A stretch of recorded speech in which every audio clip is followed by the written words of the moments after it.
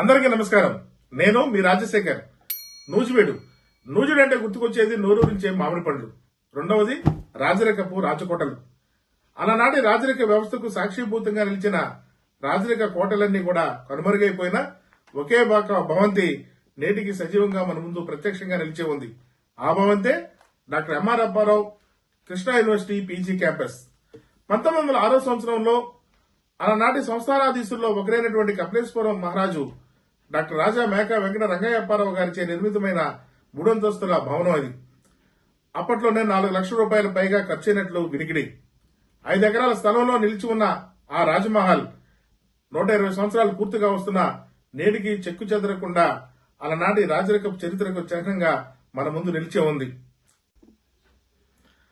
అయితే ఇటీవల చోటు చేసుకున్న సంఘటనలు భవనం యొక్క మనుగడకి ప్రశ్నార్థకంగా మారాయి. 3వ అంతస్తులోని స్లాబ్ లీకేజ్ రావటం, వర్షపు నీరు లోపలికి రావటం, గోడల మీద సన్నని బీటలు రావటం, అలాగే పెంచుకున్నటువంటి సంఘటనలు ఇటీవల చోటు చేసుకోవడంతో భవనం మరమ్మతులు కోరుకుంటుంది అనేది అర్థమైంది.